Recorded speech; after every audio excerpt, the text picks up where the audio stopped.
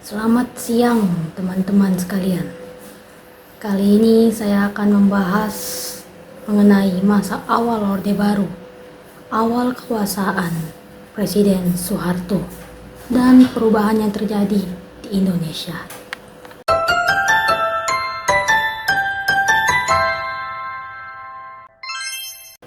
Teman-teman tahu nggak peristiwa apa yang menjadi awal lahirnya Orde Baru? Iya, Super Semar. Itu adalah peristiwa yang mengubah arah politik dan ekonomi juga keamanan Indonesia. Jadi, mari kita bahas di video ini. Masa awal Orde Baru dimulai setelah peristiwa G30 tahun 1165. Saat itu kondisi Indonesia sedang sangat kacau.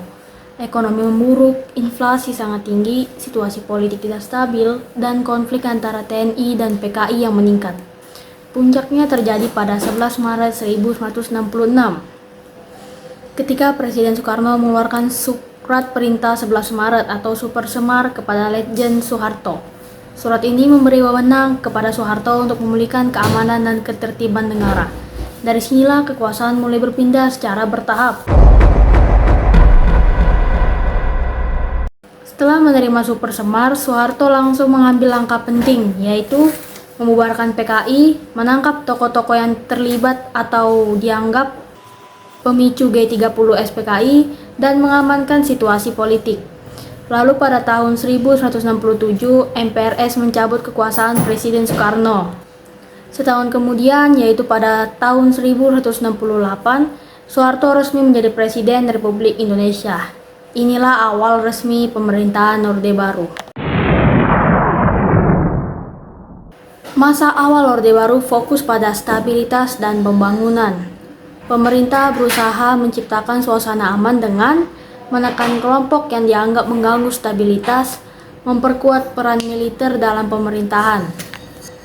Di era Orde Lama atau di zaman pemerintahan Soekarno, inflasi mencapai lebih dari 600%. Lalu ketika awal masa Orde Baru ini, akhirnya pemerintah Soeharto melakukan pengendalian harga kerjasama dengan negara barat melalui lembaga internasional dan program pembangunan jangka panjang. Apa saja program pembangunan jangka panjang yang dilakukan oleh Presiden Soeharto? Ya, Presiden Soeharto melakukan program Repelita, rencana pembangunan 5 tahun yang berfokus pada pertanian, infrastruktur, pendidikan, dan kesejahteraan masyarakat. Kira-kira secara singkatnya nih, ada nggak perubahan positif atau negatif dari pemerintahan Soeharto ini di awal masa Orde Baru? Tentu saja ada. Yang pertama, dampak positifnya, stabilitas nasional meningkat, inflasi berhasil ditekan, dan pembangunan mulai berjalan. Lalu untuk dampak negatifnya, kebebasan berpendapat dibatasi, kekuasaan terpusat pada presiden, dan peran militer sangat dominan pada saat itu. Mungkin teman-teman bertanya-tanya, kenapa pada zaman Soeharto disebut dengan Orde Baru?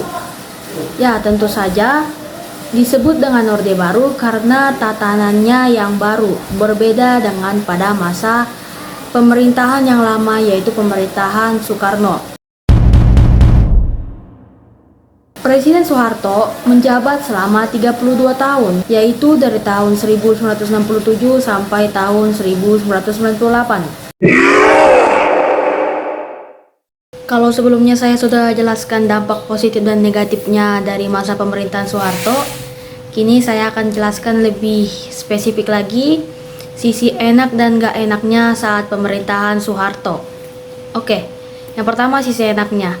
Yang tentu saja ekonomi pada saat itu relatif stabil. Bahkan pertumbuhan ekonomi pada saat itu menurut referensi yang saya baca itu sebanyak 7%. Artinya memang pada saat itu ekonomi masyarakat Indonesia memang benar-benar tinggi. Harga kebutuhan pokok cenderung stabil, inflasi yang di Orde Lama pun bisa ditekan.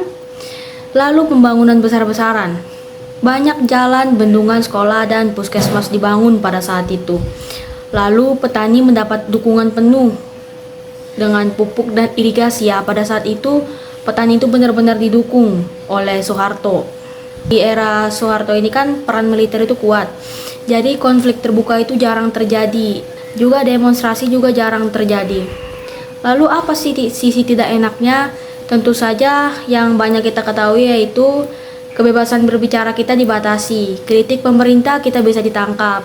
Media yang menampilkan misalnya keburukan atau juga mengkritik perintah juga bisa disensor. Jadi tidak jarang aksi unjuk rasa untuk menunjukkan ketidaksukaan atau kritik itu sering dibubarkan. Lalu banyak pelanggaran HAM. Salah satu contoh pelanggaran HAM-nya adalah penembakan misterius atau Petrus dan penculikan aktivis. Dan praktik korupsi, kolusi, dan nepotisme juga banyak terjadi karena keluarga dari Soeharto banyak menguasai bisnis besar, jadi kekayaan gak merata.